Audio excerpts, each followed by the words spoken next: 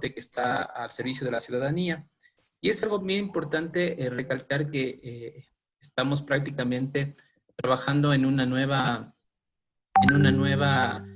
normalidad, entre comillas, en la cual prácticamente el proceso de acercarnos hacia las demás personas para poder generar un proceso de atención va a tener varias variables.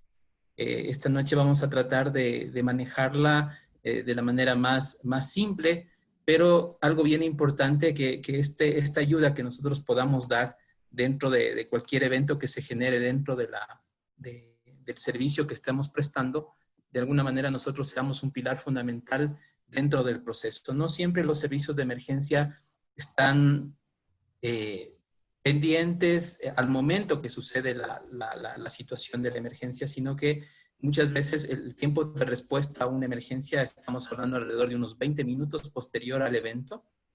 Y esto es importante que nosotros como comunidad estemos preparados para poder dar esa primera ayuda a la persona que la requiere.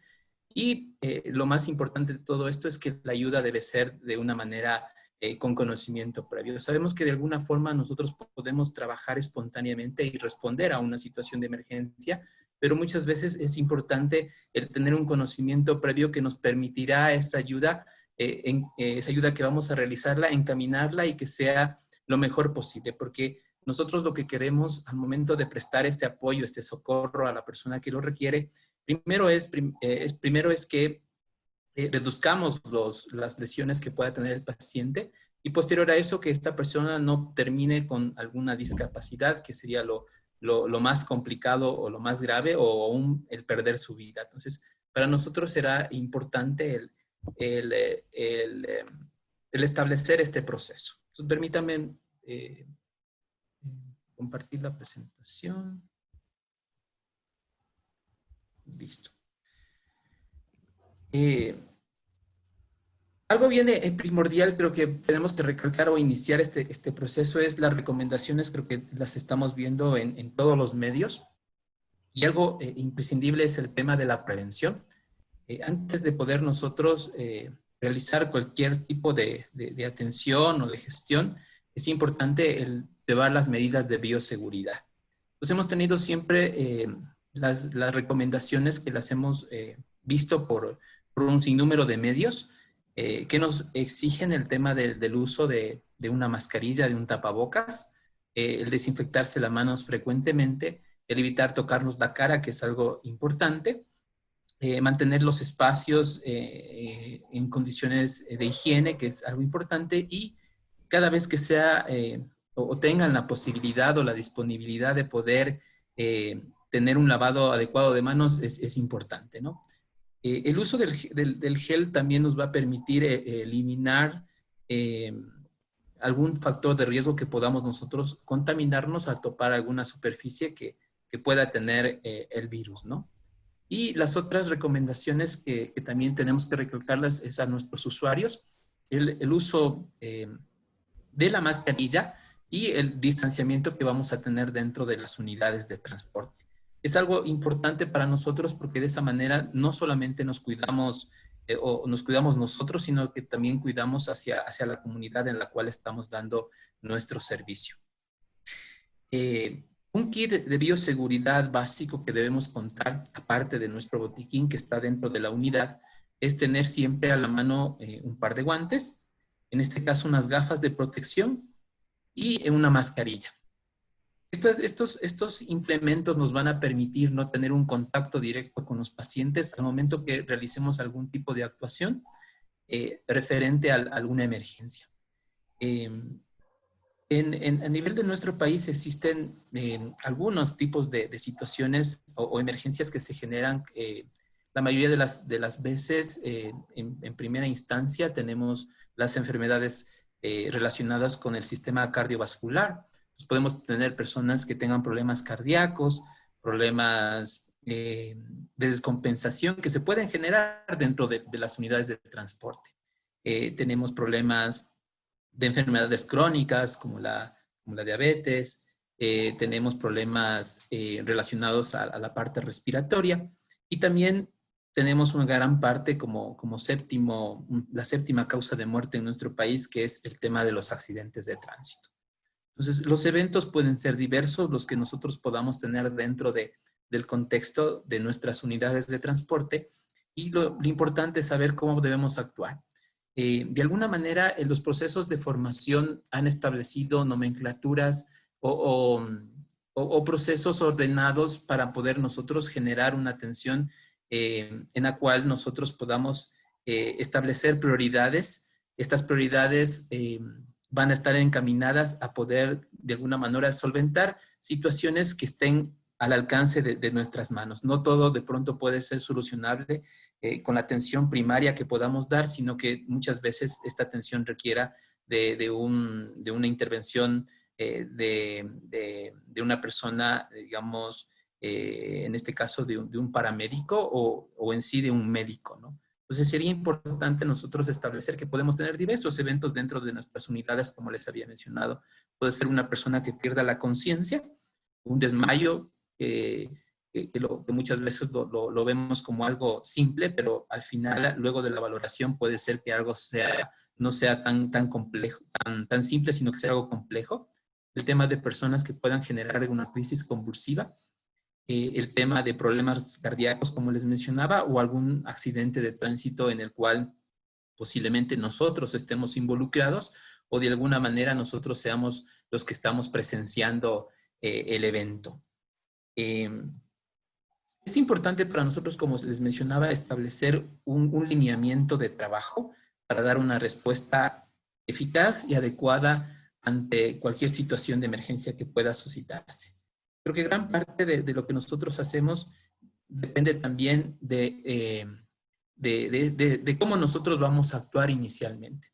A pesar de que de pronto no todos estemos acostumbrados a trabajar en atención de pacientes o de personas, siempre como la primera parte es establecer o mantener la calma antes de nosotros poder generar la atención hacia la persona.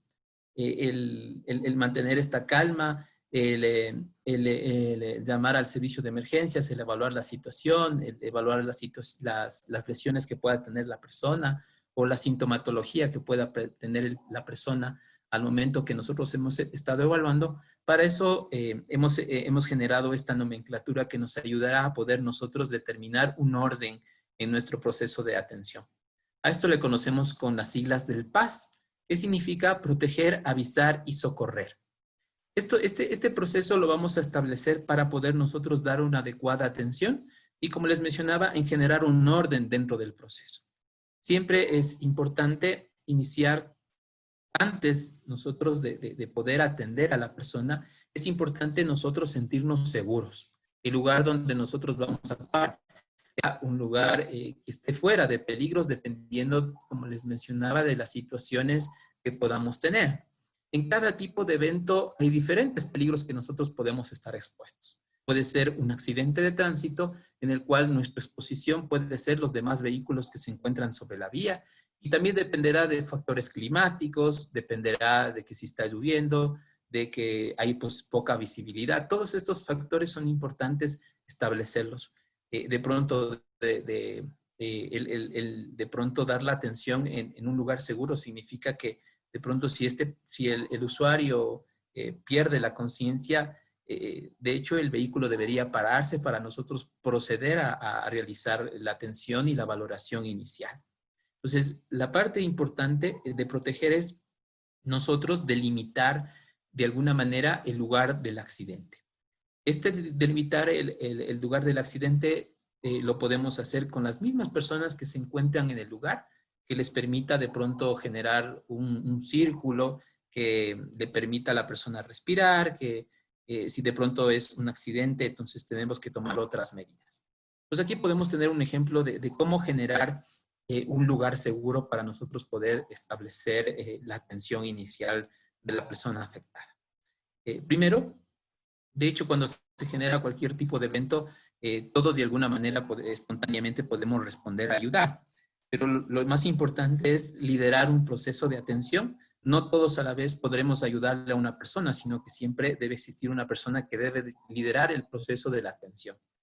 Entonces, esta persona que va a liderar, de alguna manera, va a organizar a todas las personas que estén alrededor para poder sumarse y poder, de mejor manera, poder atender a la persona que se ve afectada. Este es un gráfico donde podemos observar un accidente de tránsito donde están involucrados dos vehículos, ¿sí? Y tenemos una persona que se encuentra afectada, que está sobre la vía. Podemos tener muchas personas a su alrededor que están muy preocupadas por su estado, pero siempre será importante nosotros establecer un procedimiento, primero de seguridad, utilizando los medios que nosotros podamos tener. Podemos tener conos que nos permitan cerrar la vía, los mismos triángulos de seguridad, que es una exigencia que debemos tener en nuestras unidades, que de alguna manera tienen son luminosos hacia la luz, nos permite de alguna manera, dependiendo de la hora que nosotros podamos tener el tema de la atención, nos permiten dar seguridad. Y como les mencionaba, siempre será importante, a la medida de la situación y del caso, y evitar de pronto el nosotros exponernos. Porque al nosotros ingresar a un lugar donde no brinde las condiciones de seguridad, a la final podemos convertirnos en otra víctima más del evento. Por eso sería importante hacer un análisis de todo lo que nosotros podemos generar, ¿no es cierto? Evaluar la escena, como se denomina, observar totalmente todos los niveles de riesgo que puedan establecerse para nosotros poder acceder a la persona que se encuentra afectada. Y en el caso que estemos dentro de nuestra unidad, entonces deberíamos llevar otras medidas de protección, ¿no? Antes de poder en sí comenzar la atención hacia el paciente. Entonces, esta parte inicial de proteger significa el buscar todos los medios posibles para brindar nuestra seguridad y la seguridad a la persona que se ve afectada ante el evento, sea este una emergencia clínica, sea este un evento de tránsito o cualquier tipo de situación que se pueda establecer. El segundo paso es avisar. Siempre es importante el nosotros tener una conexión, en este caso con el número de emergencia que mantenemos en nuestro país, que es el 911. De esta manera nosotros estamos alertando de lo que está sucediendo y el sistema, ¿no es cierto?, de cómo funciona en nuestro país, permitirá poder enviar los recursos necesarios ante una emergencia.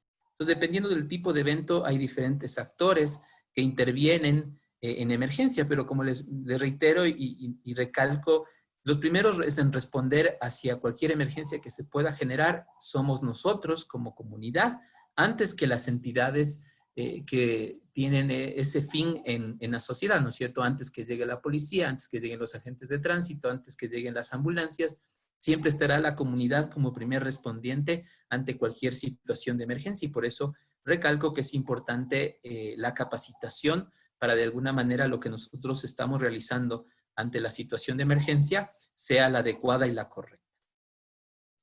¿Qué es lo importante que debemos notificar hacia la central de emergencia? Primero, ¿no es cierto?, el guardar la calma para nosotros, primero, en este caso, dar nuestros datos personales, nuestro nombre, nuestro apellido, a pesar de que cada vez que una llamada ingresa al sistema de emergencias, siempre existe ya un número previo que, si de pronto es un número celular, sale el nombre de quién es la persona que está como responsable de este número, o si es un número convencional de la misma manera. El reportar el lugar exacto de la emergencia, si es posible con algún punto de referencia que ayudará a las entidades de respuesta a guiarse y poder llegar mucho más rápido. Identificar el tipo de evento o accidente que se ha generado, para de esta manera saber quiénes son los que están involucrados en esto, ¿no? Entonces, si tenemos un accidente de tránsito, hay combustible derramado, hay posibles riesgos de fuego, entonces es importante que esté el cuerpo de bomberos. Si es una situación clínica, entonces es importante que estén ambulancias para poder prestar el auxilio.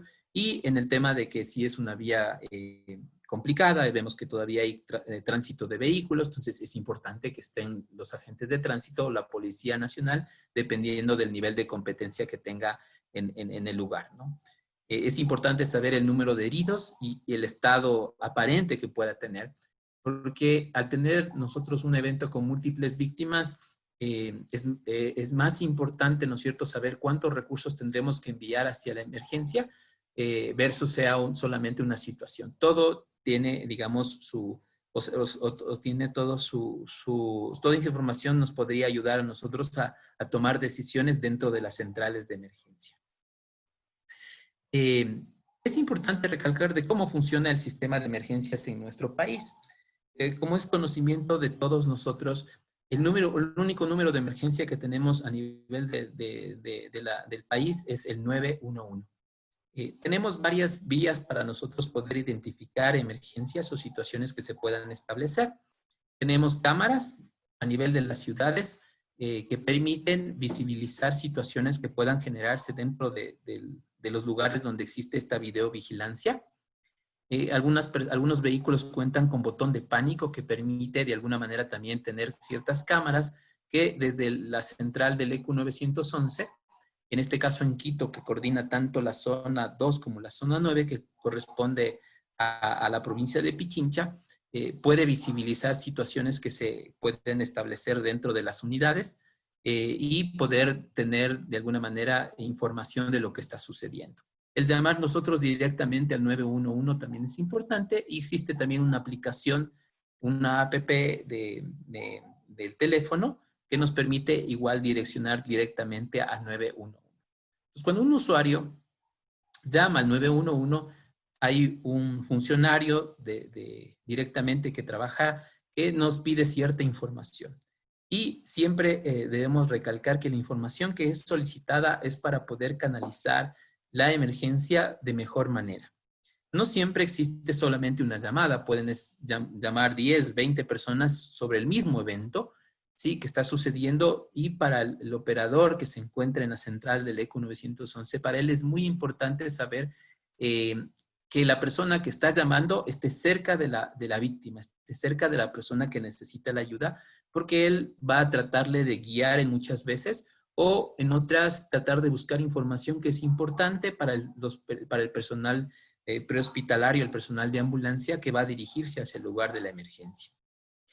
Esta persona pide la información inicial, como les mencionaba, los nombres completos, el lugar donde está llamando, el tipo de evento que está sucediendo, para de alguna forma canalizar a las instituciones que están articuladas. Tenemos varias instituciones articuladas tanto en la parte de atención de emergencias médicas como el tema de seguridad. Cada uno, como les mencionaba, con su rol correspondiente.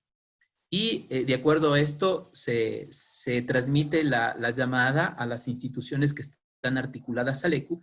En este caso, si es una emergencia clínica, es articulada al área de gestión sanitaria, es donde se encuentran personal de la Cruz Roja, personal del Cuerpo de Bomberos, personal del Ministerio de Salud Pública, y personal del Instituto Ecuatoriano de Seguridad Social.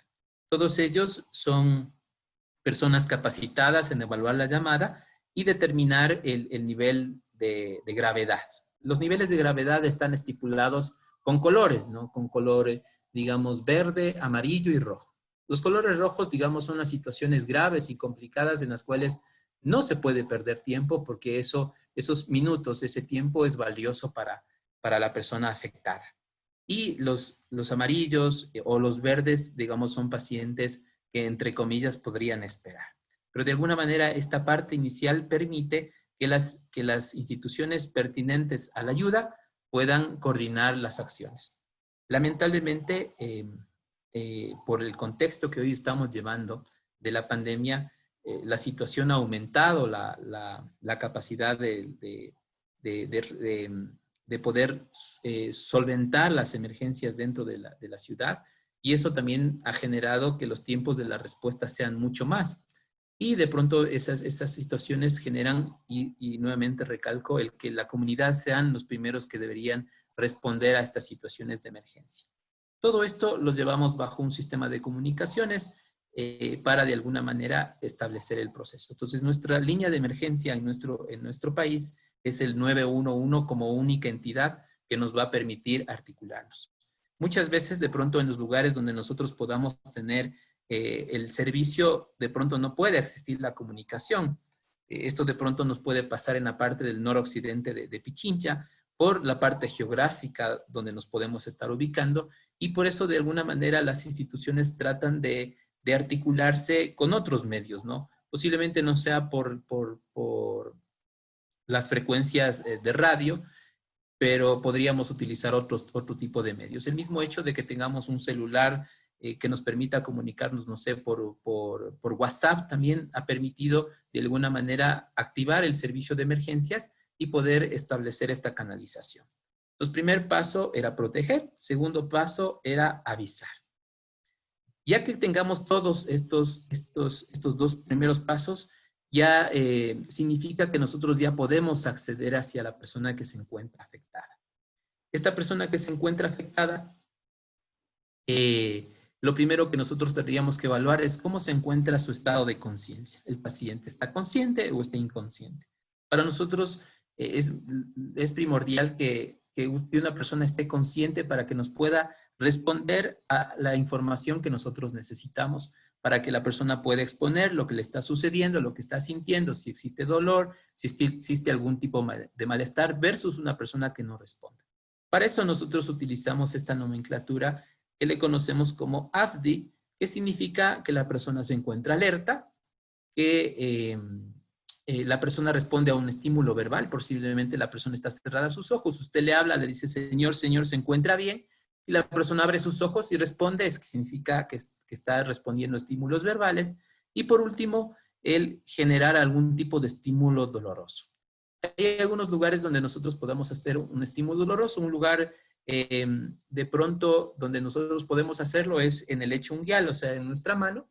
Sí, podemos presionar aquí fuertemente en nuestros dedos y de alguna manera genera un nivel de dolor. Este nivel de dolor puede responder hacia los estímulos que nosotros podamos generar. Si la persona de esta manera no responde, nosotros damos de hecho que la persona en verdad está inconsciente.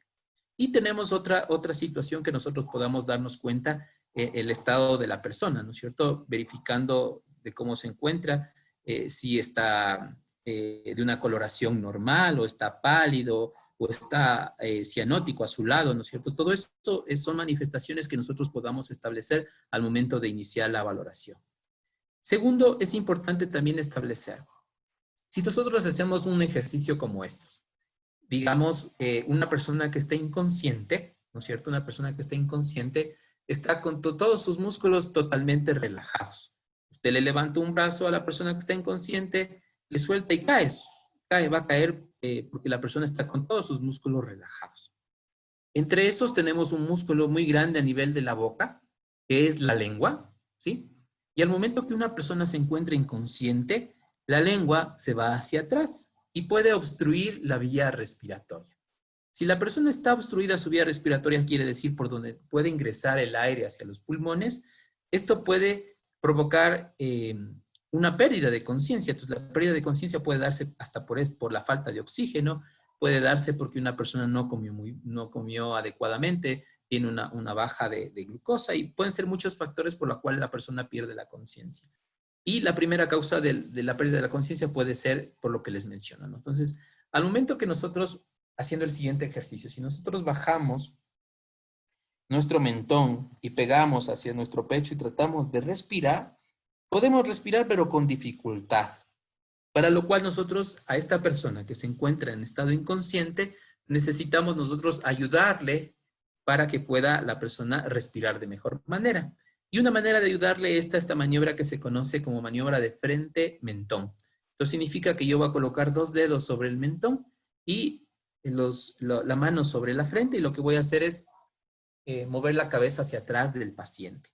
De esa manera yo puedo despejar la lengua de la parte inferior de la boca, ¿no es cierto?, de la vía aérea, y esto me va a permitir poder respirar mejor. Y uno puede hacer el mismo ejercicio, ¿no es cierto? Si yo bajo el mentón y trato de respirar, se dificulta, pero si usted levanta un poco su cabeza y trata de respirar, va a ver que el aire ingresa de mejor manera. De esta manera, con este método nosotros vamos a poder despejar la vía aérea del paciente.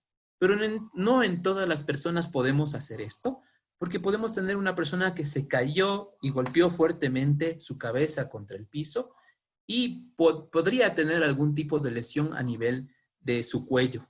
Entonces, al momento que nosotros movemos a esta persona, podemos afectarle y podemos generar un daño que se puede volver irreversible. Entonces, por eso es importante tener este cuidado, especialmente con las personas que han sido víctimas de eventos donde se ha desencadenado intercambio de energía, como son los accidentes de tránsito, ¿no es cierto? O puede ser esta persona que perdió la conciencia y súbitamente cayó contra el piso y golpeó su cabeza contra el piso y puede generarse alguna lesión. Entonces, todo lo que nosotros estamos realizando es de manera preventiva. Para esto, nosotros utilizamos esta otra maniobra que dice maniobra de tracción mandibular, que significa que nosotros vamos a colocar nuestros dedos a nivel del ángulo de la mandíbula y lo que vamos a hacer es presionar para que la mandíbula se vuelva hacia adelante.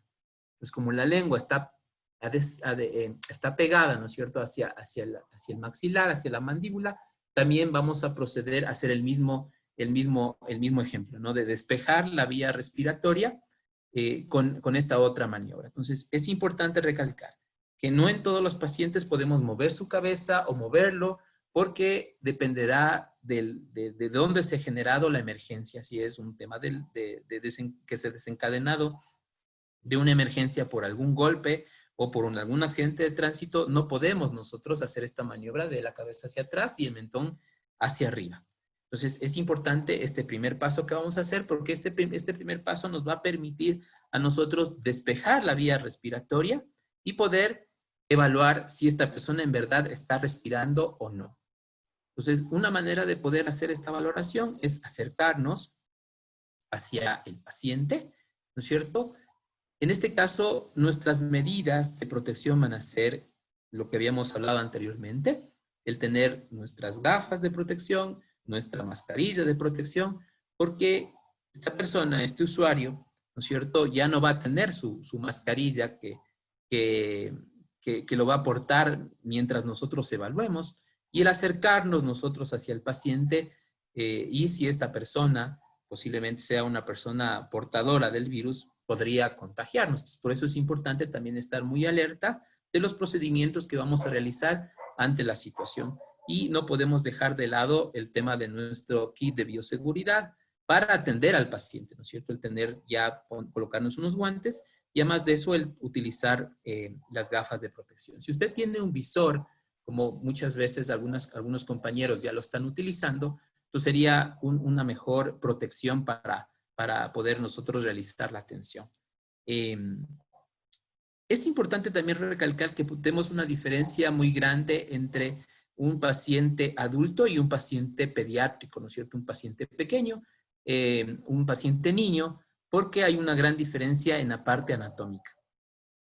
Hay una gran diferencia porque el tamaño de la cabeza de un niño, ¿sí? De un niño, hablamos de un niño pequeño, ¿no es cierto? O un niño hasta unos 5 años de edad, su cabeza es mucho más grande en relación a lo que corresponde al diámetro que tiene a nivel del tórax. Entonces, al momento que nosotros hagamos la maniobra de cabeza atrás, mentón arriba en un niño, en vez de poderle ayudar a que respire, al contrario, al niño le vamos a obstruir la vía respiratoria. Por eso al niño solamente hacemos un ligero movimiento hacia atrás de su cabeza, que se llama una posición de olfateo. Es cuando usted está percibiendo algún olor que le llama la atención. Usted como que levanta un poco su cabeza para ver de dónde viene ese olor. Por eso a esta posición se conoce como posición de olfateo. Entonces, esto es lo que realizamos en este caso en un paciente pequeño, ¿no es cierto?, un paciente pediátrico versus un paciente adulto.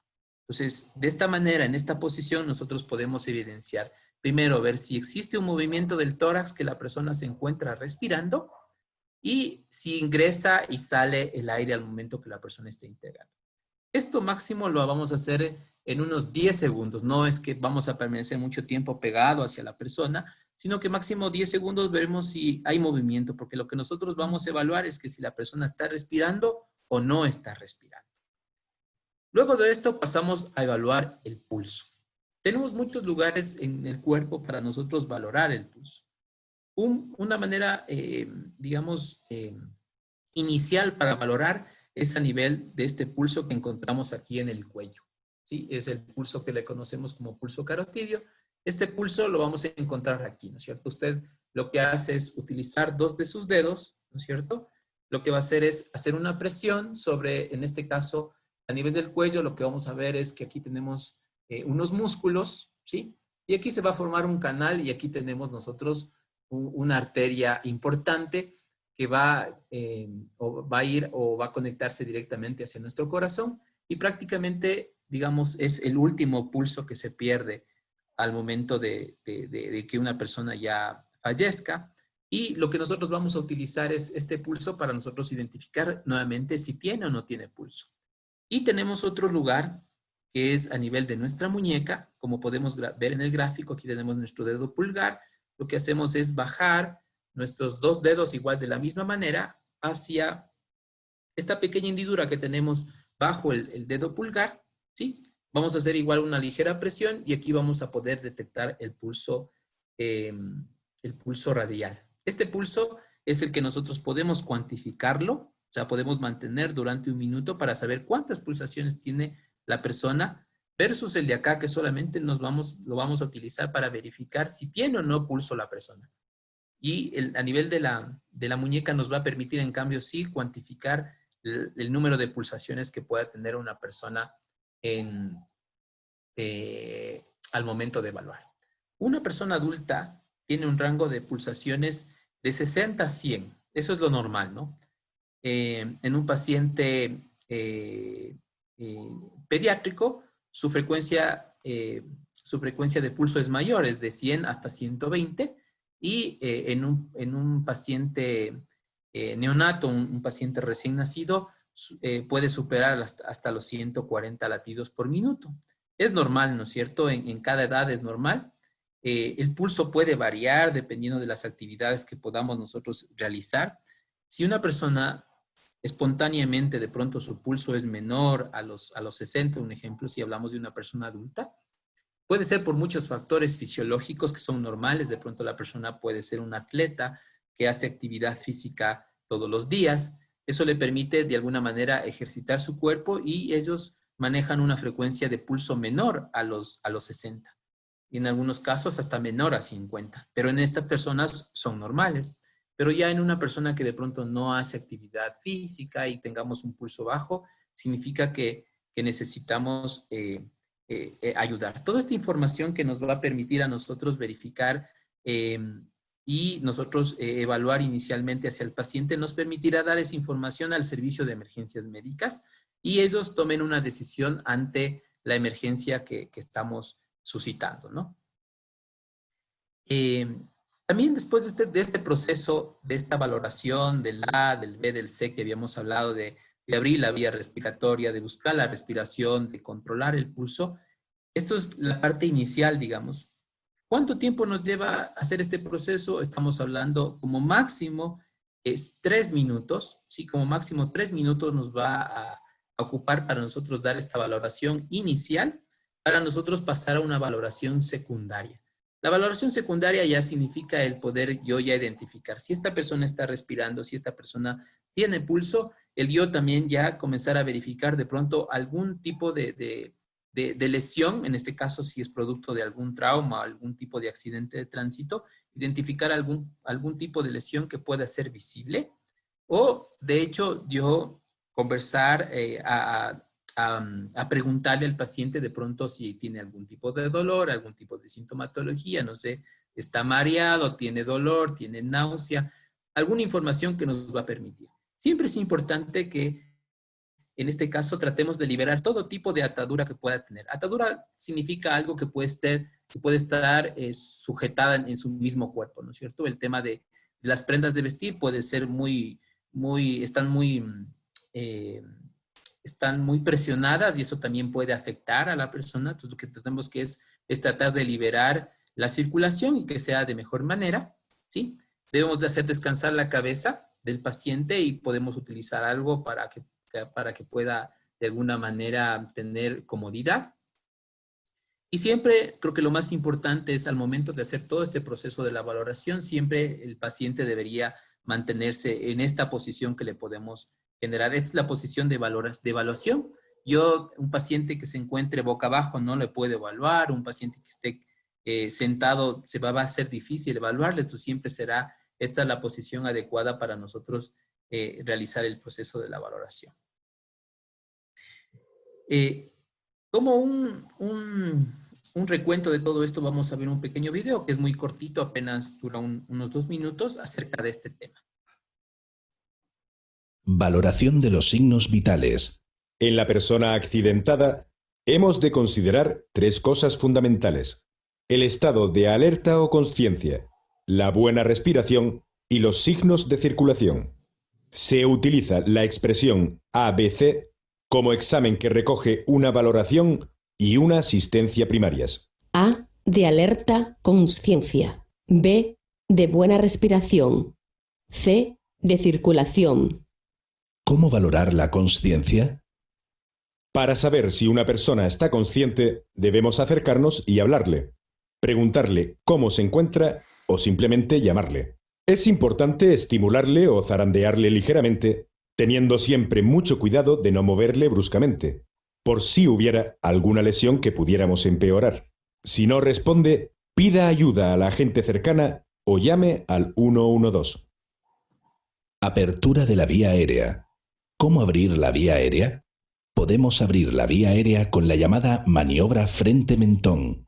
Con la persona tendida en el suelo, boca arriba, ponga la mano en su frente e inclínele la cabeza hacia atrás con suavidad, dejando libres el pulgar y el dedo índice por si tiene que taparle la nariz para hacerle la respiración boca a boca. Con las puntas de los dedos bajo el mentón o barbilla de la víctima, elévelo para abrir la vía aérea. En bebés menores de 1 año que tienen estructuras aún muy blanditas, una excesiva extensión del cuello puede producir el efecto contrario al deseado, es decir, impedir el paso de aire. Por ello, la extensión del cuello, echando la cabeza hacia atrás, debe ser más ligera, colocándole en lo que se llama posición de olfateo. ¿Cómo comprobar si respira?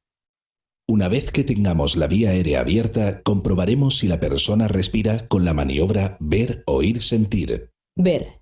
Con el pecho descubierto, si es posible, hemos de fijarnos si éste se mueve y lleva el compás de una respiración. Estos movimientos podrán ser de mayor o menor amplitud, pero hemos de diferenciarlos de los de una respiración ineficaz. Oír. Acercamos nuestra oreja a la cara de la persona accidentada para intentar escuchar los sonidos de su respiración y para sentir el aliento de esa respiración en nuestra cara. Esta maniobra no debe durar más de 10 segundos.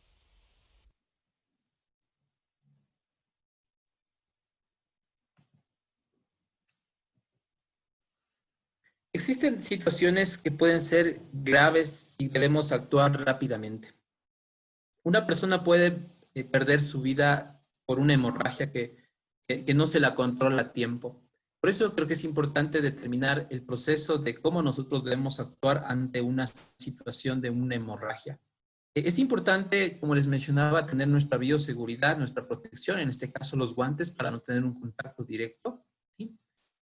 Ubicar el lugar donde se encuentra la lesión y hacer una presión directa sobre este lugar.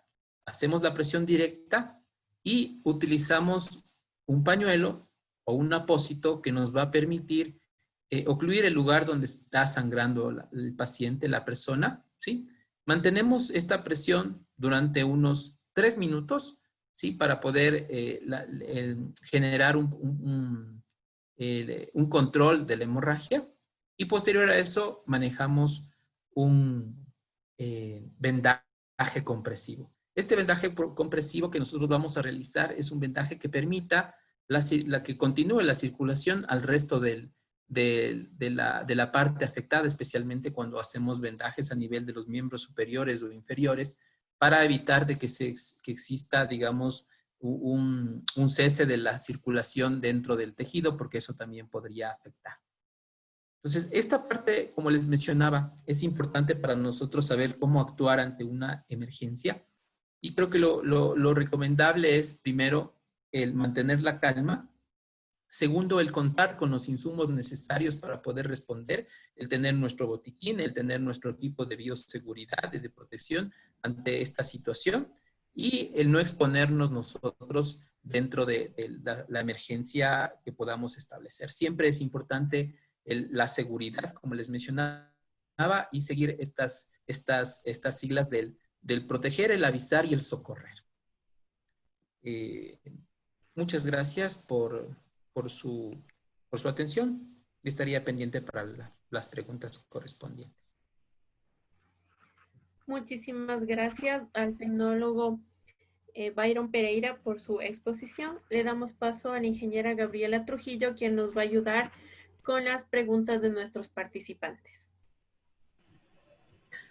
Muy buenas noches con todos. Muy buenas noches, Byron. Buenas noches. En nuestro chat, los participantes nos han hecho llegar las siguientes preguntas. Sonia Buendía nos dice, si necesitara la persona que se le dé respiración de boca a boca, ¿se lo puede realizarlo con una protección de pañuelo? Bueno, el contexto que tenemos hoy en día a podernos contagiar, creo que sería nuestra limitante el hacerlo. Hay dispositivos que nosotros lo podemos generar que se conocen como vías unidireccionales. Esto es lo que permite es no tener un contacto directo con el paciente, porque el pañuelo no va a ser una barrera completa ante los fluidos que pueda tener el paciente y puede ser un método de contagio ante esta pandemia que estamos llevando y para cualquier otro tipo de enfermedad que pueda contagiarse por la vía respiratoria, ¿no? Entonces sí es importante tener en nuestro botiquín esta válvula que se llama unidireccional, que es una máscara, ¿sí? Una máscara que tiene un dispositivo en la parte superior que nos va a permitir a nosotros soplar y no tener un contacto directo con el paciente porque solamente tiene una vía de ingreso y no de salida. Diego Minango nos dice, en un accidente que se presencia y ve que existe un individuo en peligro, se puede realizar estas ayudas cumpliendo todo este procedimiento y fallece. ¿Se tiene alguna consecuencia legal? Bueno, en nuestro país no existe algo relacionado en el COVID relacionado a términos legales. Mejor al contrario, al no poder socorrer a una persona que de pronto la persona que estuvo ahí pudo ayudar y no socorrer, eso sí puede generar una afectación. Es importante establecer de que luego de que el fallecimiento de una persona siempre se establece un proceso de una autopsia, ¿no? Esto va a generar la causa de muerte de la persona. Posiblemente las lesiones que pudo tener luego del accidente sea la causa de la muerte. De pronto no puede ser el procedimiento que nosotros realizamos para poderle socorrer. Y por eso es importante saber cuáles son nuestras limitaciones. Si es una persona que se encuentra atrapada dentro del vehículo y que va a ser difícil el sacarle del vehículo, entonces ahí tendríamos que esperar que lleguen, en este caso, las instituciones que tienen esa competencia de poder extraerle al paciente, porque posiblemente si nos llevamos las medidas necesarias para poderle movilizarle, en vez de ayudarle, vamos a provocar un daño. Y como habíamos hablado desde un principio, los primeros auxilios son esos, son de dar una atención adecuada, con conocimiento previo, y que esta persona nuevamente sea una persona útil a la sociedad y no quede con algún tipo de discapacidad. Jorge Maquingo nos dice, ¿qué hacer si una persona se desmaya dentro de un bus de transporte público y sea posible de COVID-19? Bueno, en este caso, como les había mencionado, ¿no es cierto? Siempre nosotros tener nuestra protección, nuestra bioseguridad es lo primordial. Entonces, al nosotros tener ya esta barrera de protección, nosotros podríamos actuar ante esta situación. El perder la conciencia puede ser por muchos factores, como les había mencionado. Puede ser por el mismo hecho de la enfermedad, si fuera el caso que tuviera. Entonces, lo importante para nosotros será, en este caso, es parar el vehículo, es despejar el lugar donde se encuentra la persona afectada, ¿sí? Y hacer el procedimiento que habíamos hablado, ¿no es cierto? De abrir la vía aérea, de controlar el pulso, verificar la respiración y controlar el pulso. Y con esa información, inmediatamente activar el servicio de emergencias médicas al 911. Nelson Barragán nos dice, en la actualidad, ¿cuáles serían los elementos que contendrían un botiquín?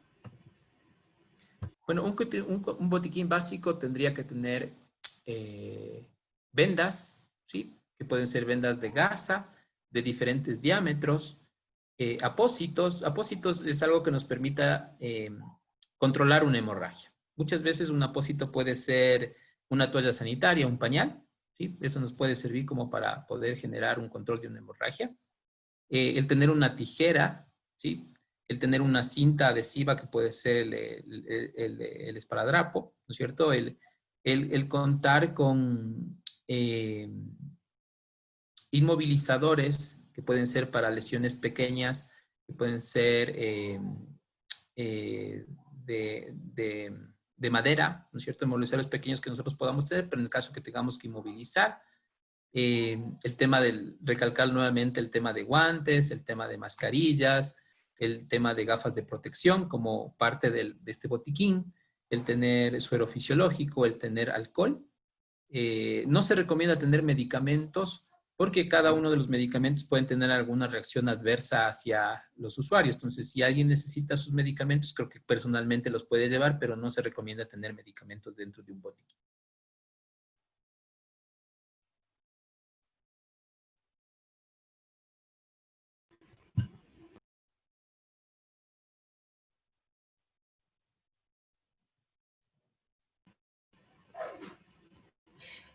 Cristian Romero nos dice, ¿qué hacer si un estudiante del recorrido tiene un ataque en la furgoneta o medio de transporte?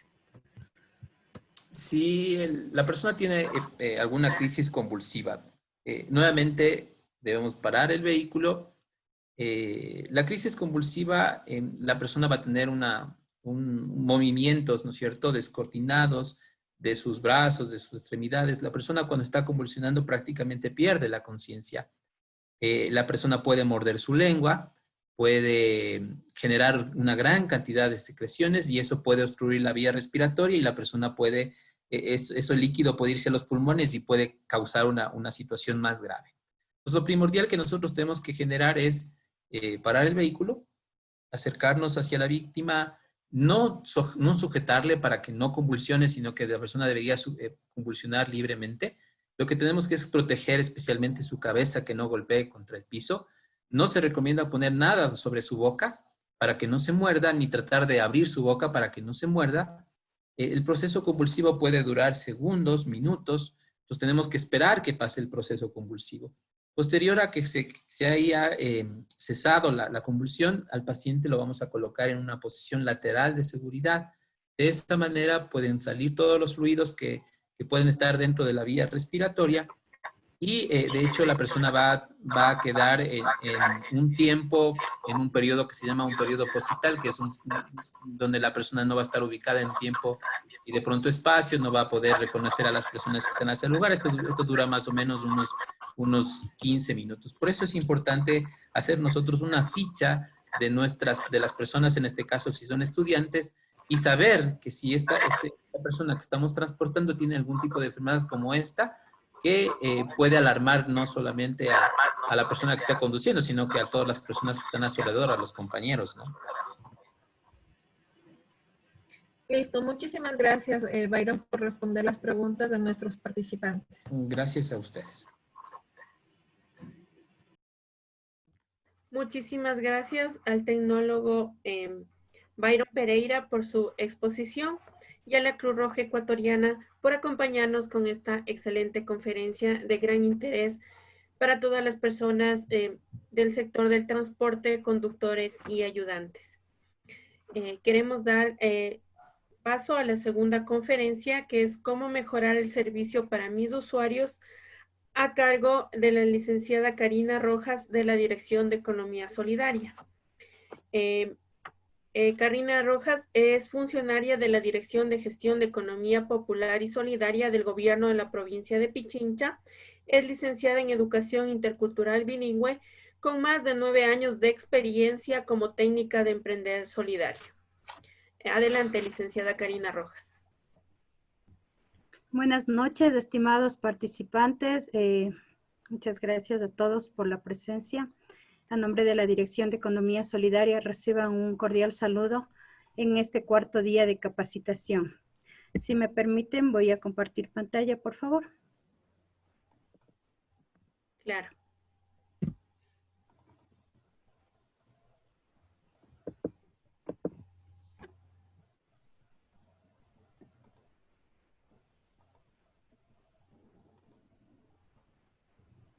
Bueno, la jornada de esta noche vamos a hablar sobre un tema muy importante como es mejorar el servicio para mis usuarios, que quizá muchos de nosotros o de ustedes ya saben, ya lo han puesto en práctica dentro de las unidades de transporte a las cuales ustedes representan o trabajan dentro de las mismas.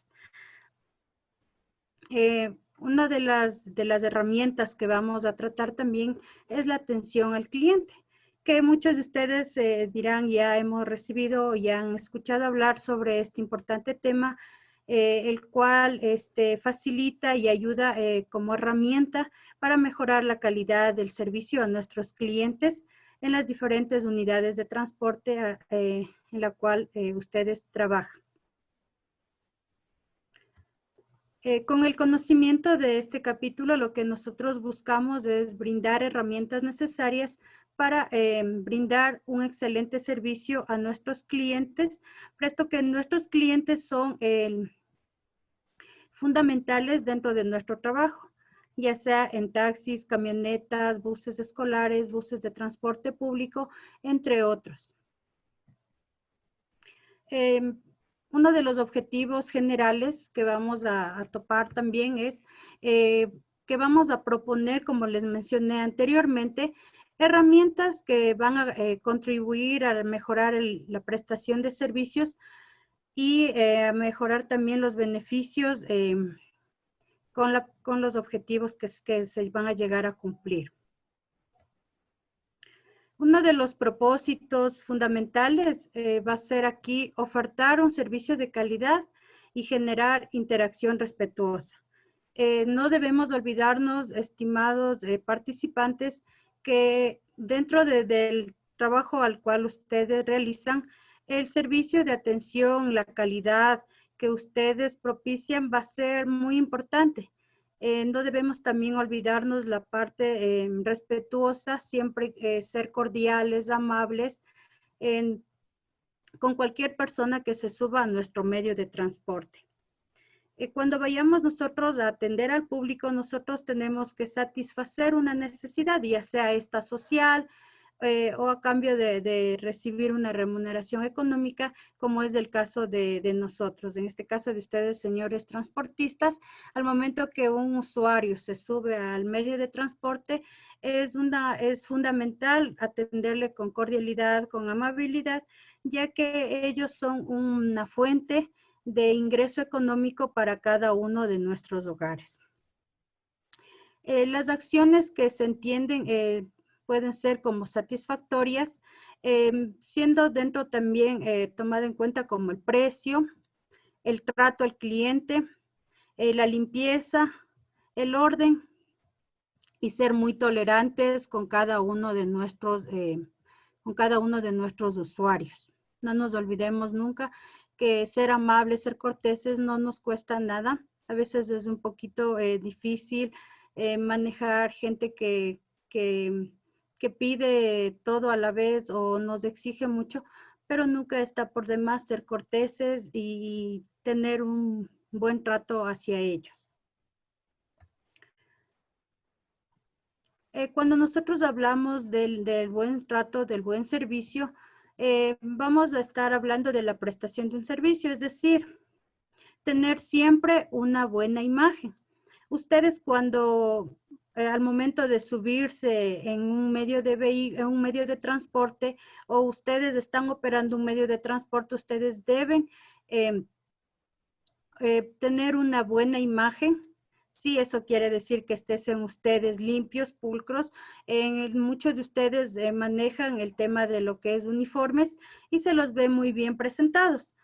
No es tan recomendable que ustedes vayan al servicio de transporte o vayan a brindar sus servicios sin haber portado uniforme o estar en malas condiciones. Muchas de las veces van amanecidos, no tienen un cuidado de imagen personal, que en este caso es de suma importancia para poder mantener nuestros usuarios y para que ellos lleven una imagen de la cooperativa a la cual nosotros representamos. Eso no debemos olvidarnos, que no solo nosotros trabajamos en una cierta unidad, sino que representamos a una compañía de taxis, de buses, de camionetas. Por ende, nosotros debemos manejar y tener un control de nuestra imagen a la perfección. Cuando nosotros también hablamos de las características de los operadores, en este caso, como les decía, debemos manejar mucho el tema de la cortesía. Demostrar respeto hacia nuestros usuarios, aplicar el cuidado en lo que se dice y en lo que se hace, la urbanidad y los buenos modales. Si nosotros decimos en el bus o en el servicio de taxi, cierre despacio la puerta, pero nosotros no estamos haciendo lo mismo con nuestros clientes, no estamos siendo honestos o no estamos demostrando nuestros buenos modales hacia ellos. A veces en los buses, bueno, generalmente acá en los buses que viajan a Quito, se puede visibilizar que dice no arroje basura por la ventana. Pero ¿qué tal si yo como conductor o como ayudante arrojo basura por la ventana? Entonces debemos nosotros predicar lo que estamos diciendo con nuestros hechos, ¿sí? Entonces, tener siempre también cuidado al momento de hablar a veces malas palabras dentro del transporte que no se ve muy aconsejable y no es tampoco no se ve bien para nuestros usuarios. Cuando nosotros hablamos de calidad de servicio al transporte,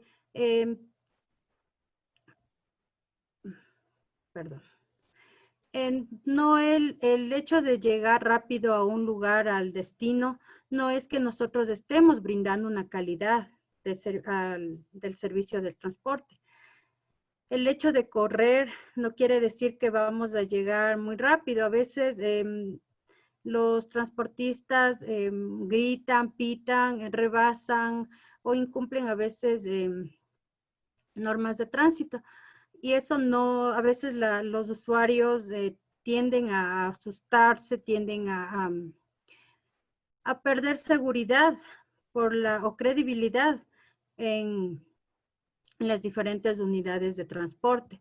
Entonces, lo que nosotros debemos es mantener la calma, como ayer decía, el Paquito Policía decía que es preferible perder un minuto en la vida y no perder la vida en un minuto.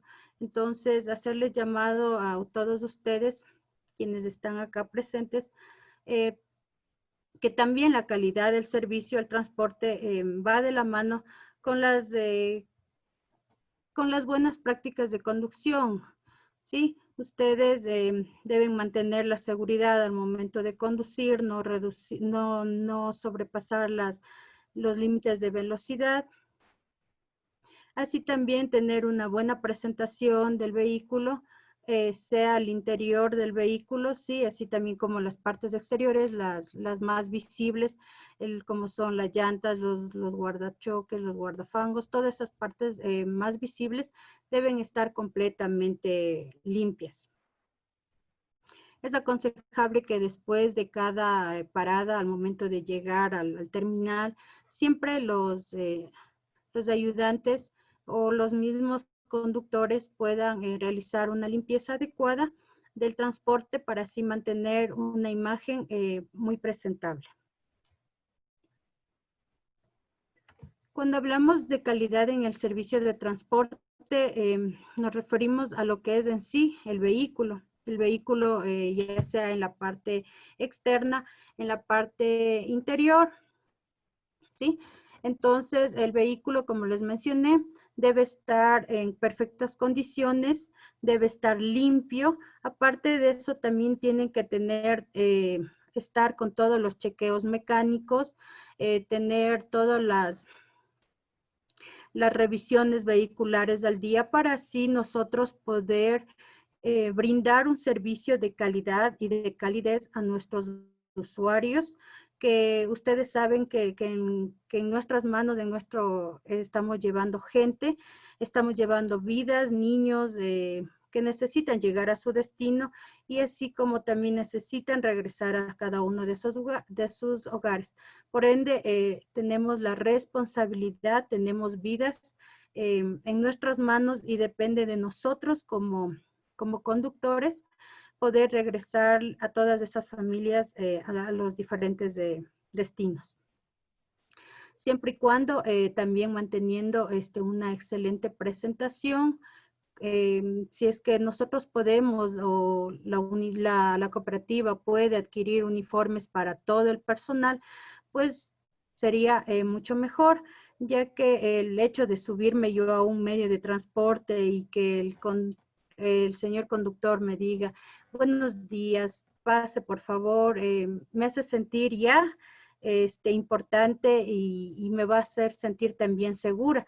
Y más aún cuando la presentación del transporte está en óptimas condiciones, está limpio. Bueno, el tema por ahora, por la pandemia, pues tenemos que manejar también el tema de la señalización, en donde las personas pueden sentarse, en donde no, debe estar todo correctamente señalizado y tener una visibilidad para que nuestros usuarios puedan sentirse cómodos al momento de viajar. También es importante recalcar que algunos de los usuarios de nuestros transportes a veces se sienten mareados, se sienten o necesitan que paren un momento, no sentirnos ofendidos ni reaccionar con agresión, sino tratarles de una manera muy cortés, muy educada al momento de hablar con ellos, para así poder tener una interacción entre el conductor y también el usuario del medio de transporte al cual nosotros estamos conduciendo. Sí, también hablamos de la calidad del servicio, como ya les había mencionado también, ser muy amables con los usuarios. No nos cuesta nada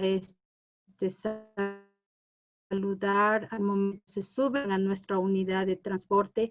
He visto que hay taxistas muy educados que le reciben con un cordial saludo. Buenos días, ¿a dónde le sirvo? O a dónde desea que le lleve. Entonces, pero también se ha topado con que se encuentra con personas que no le reciben ni el saludo y a veces le digo lléveme a tal dirección y no, me dice no conozco y me hace bajar a la otra cuadra o se pone ofendido, se pone molesto. Entonces esa no es la manera de captar a nuestros clientes, al contrario, los estamos asustando, van a tomar el nombre de la compañía y van a hablar después de mal del nombre de toda la compañía, que eso no nos está ayudando en tener ya clientes fijos o tener unos usuarios ya fijos.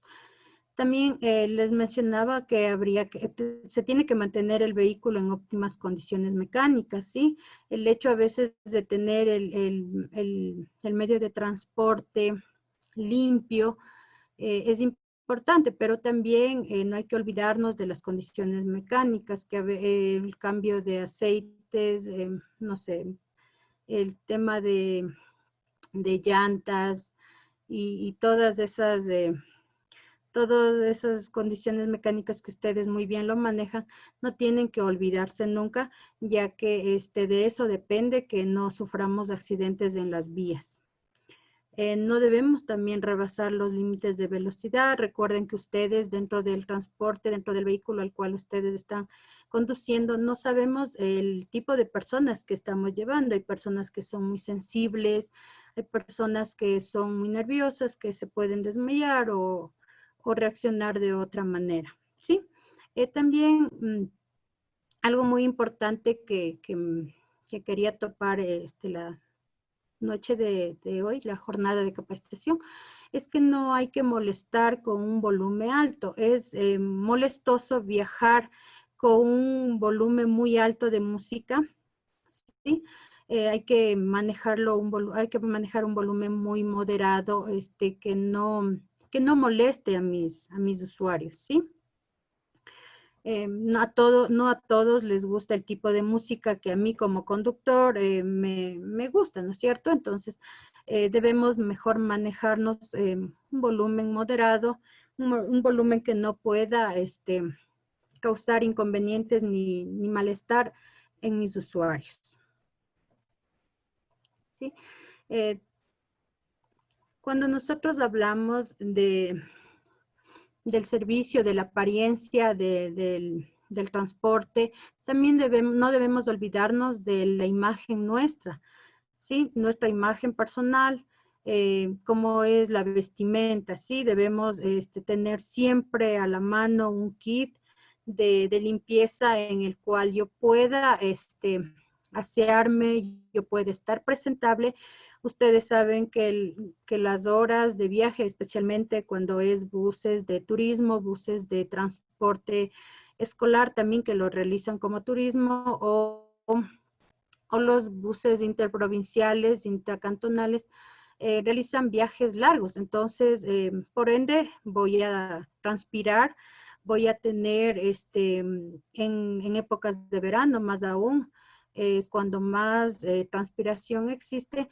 Para eso yo debo tener un kit dentro del vehículo para al momento de llegar ya al terminal poder ya realizarme el aseo correspondiente, si es posible cambiarme de camisa o de camiseta, para así también al regreso mostrar una imagen muy buena ante mis usuarios. No me gustaría que al momento de que yo me suba al transporte, a un medio de transporte público, pues me encuentre que la persona o el chofer está con un olor desagradable, ¿no es cierto?, a sudor. No se ve muy bien. Sí, también hay que tener en cuenta los modales, los comportamientos, el momento cómo hablamos. A veces nos ponemos a conversar con el ayudante del transporte y no nos fijamos en las personas que están atrás, ¿no es cierto? Entonces nosotros tenemos que tener mucho cuidado al momento de estar hablando, al momento de referirnos o alzar la voz. Uno de los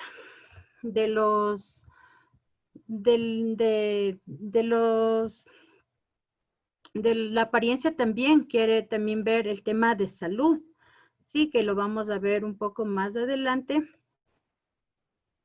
con el tema de salud. Como yo les había mencionado, el tema de la ropa es fundamental. Si podemos nosotros tener los uniformes, tener unas 2 paradas para poderme cambiar y estar siempre fresco, siempre limpio, pues sería muy adecuado, ¿sí? El uniforme corporativo es muy recomendable en el tema de los transportistas, especialmente de los taxistas. Como pueden ver en la imagen, se ve un grupo de personas que están uniformados y eso refleja pues una apariencia muy buena hacia todos los usuarios. Los zapatos también es algo muy fundamental en esta parte de los uniformes, ya que hay personas que tienen la camisa limpia, el pantalón limpio, pero los zapatos están sucios. Entonces, eso no nos ayuda mucho, ¿no es cierto? Deja mucho que desear. Por eso hay que tener los zapatos siempre limpios. No debemos olvidarnos que por más que parezcan pequeñitos o por más que parezca que es algo que no es tan importante, da mucho que desear los zapatos sucios con una vestimenta que está limpia, ¿sí? Hay también el tema de la organización, ¿sí? El uso de la agenda es un hábito que se debe ser cultivado entre todos ustedes. Tener una agenda nos ayuda a llevar el tema de gastos, ¿sí? Porque a veces no sabemos en qué gastamos el dinero o qué pasó ayer, no tenemos un control, un orden de los gastos que estamos llevando dentro del transporte, ¿sí? También dentro de la agenda nosotros podemos anotar comunicaciones importantes, por decir, si yo salí del terminal y me encargaron algo, para no olvidarme tengo que llevar un registro, ¿no es cierto? Entonces, el uso de la agenda me va a ayudar también a tener una vida un poco más ordenada, sí, en el diario vivir. También ahí puedo registrar lo que son yo los pagos pendientes, números telefónicos, las cuentas que tengo que realizar. Entonces, el uso de una agenda siempre dentro de nuestro vehículo es muy importante para no olvidarnos de nada y como les mencioné, tener una vida un poco más ordenada. ¿Sí? Dentro de los modales de comportamiento tenemos unos que son sumamente importantes y como son el saludar al momento de que una persona se suba, expresar estima, regalar sonrisas que como ustedes saben no nos cuesta nada.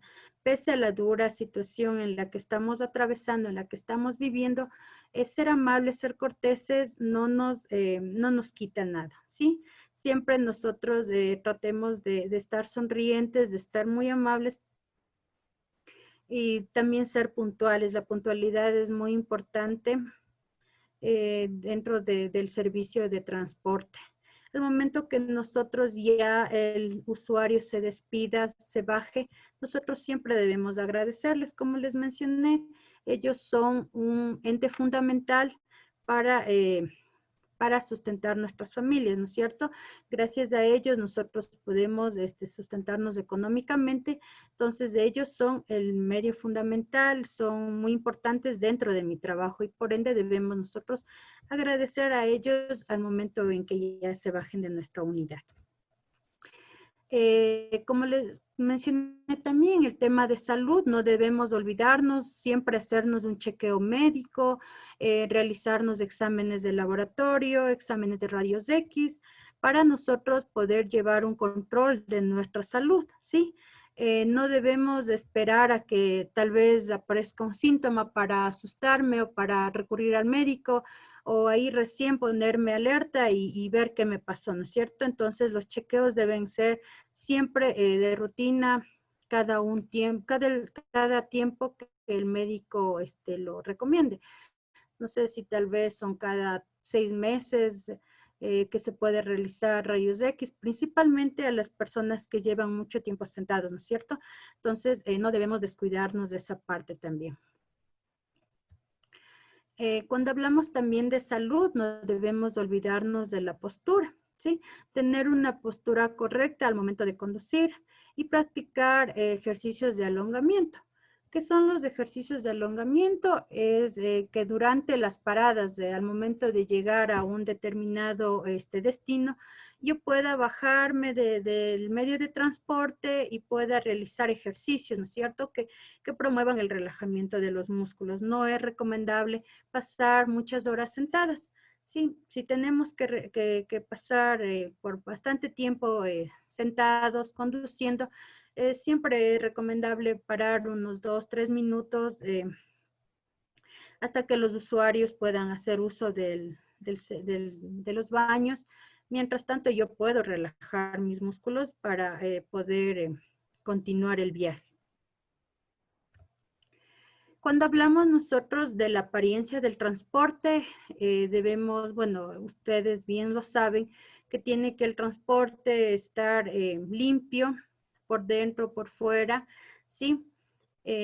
También es importante mantener los protocolos de bioseguridad. En este caso, al momento del ingreso, tener un pediluvio al ingreso para que los usuarios vayan desinfectándose el calzado. Así también tener una señalética correcta en la que el usuario vea dónde puede sentarse, dónde no, eso más desde en el tema de los buses. Y también un botiquín de primeros auxilios, como mencionó el tecnólogo de la Cruz Roja hace unos instantes, que es muy necesario tener un botiquín en caso de accidentes para poder de esta manera socorrer a nuestros usuarios. Ya para cerrar el tema de esta noche, vamos también a hablar sobre unas normas básicas, ¿sí? Que son para los pasajeros. Ustedes saben que algunos accidentes son producidos por la imprudencia de los peatones, ¿no es cierto? Porque a veces se cruzan en semáforo, no respetan el paso cebra. Entonces, para algunos que no son aquí conductores y son pasajeros, debemos tener muy en cuenta que los peatones debemos circular por la acera y por el paso cebra, ¿sí? Utilizar los semáforos peatonales al momento de pasar la calle y siempre respetar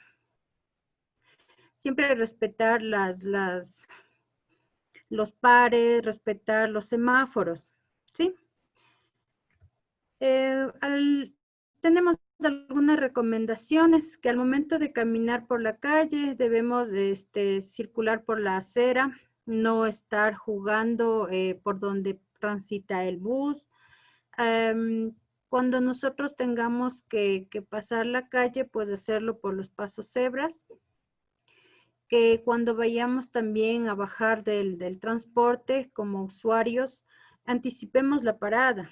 No salgamos en ese momento que ya me quedo y el chofer a veces no puede frenar y existe malestar, ¿no es cierto? Entonces nosotros como usuarios también tenemos que ser un poco cautelosos al momento de viajar en el transporte. Y siempre también como usuarios tratar con respeto a todo el personal, ya que no estaríamos haciendo nada si el conductor, el ayudante me tratan de manera muy cortés, muy cordial, y yo como pasajero estoy siendo grosera o no saludo y entonces no estaríamos haciendo nada. Sí, es como unas recomendaciones generales de las que ustedes saben que ustedes manejan a diario, pero no está por demás que ustedes vayan también como llevándose como una herramienta de acá de este presente taller.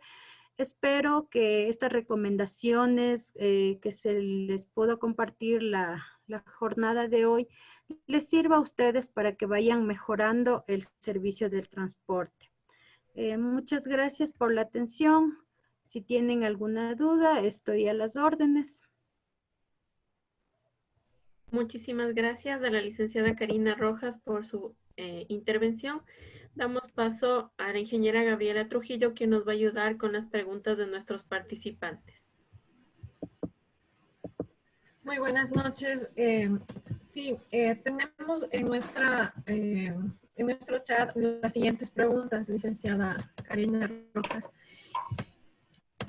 ¿Qué recomendaciones daría usted cuando un pasajero es mal educado? Bueno, lo que les decía al final casi de la capacitación, si es que un pasajero es mal educado o se comporta de una manera inadecuada, pues nosotros recibir o receptar esa descortesía con educación. No podemos nosotros también devolver con la misma manera en la que me trata, ya que se crearía un conflicto, ¿no es cierto? Llegaríamos a discusiones, a peleas. Es mejor evitar a esas personas y omitirlas, ¿sí? Hacer caso omiso cuando esas personas se comporten de esa manera. No seguirles porque si no se crearía conflictos más grandes.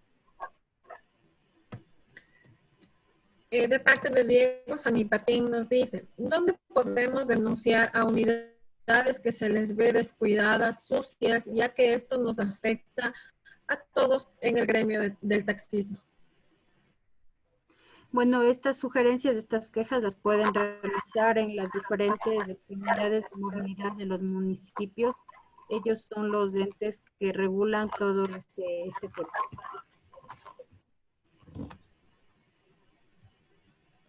Listo.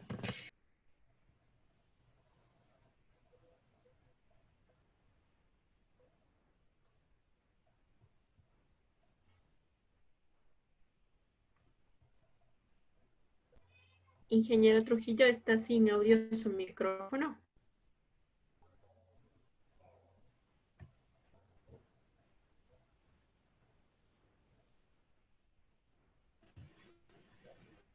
Lo siento. Le repito la pregunta. Edgar nos dice, existen cooperativas que además de dar un buen servicio, se realizan promociones para agradecer al usuario el uso de la cooperativa. En el ejemplo es la Cooperativa Colón. ¿Cree usted que sería bueno que las instituciones también apoyen a estas cooperativas? Claro que sí, sería también un ejemplo a seguir por las demás cooperativas, ya que no todas las cooperativas, no todas las compañías brindan un servicio de calidad y calidez.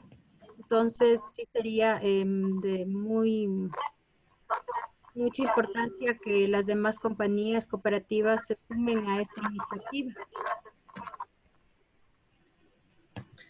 Muchísimas gracias, licenciada Karina Rojas, por responder las preguntas de nuestros participantes. Gracias a usted, ingeniera.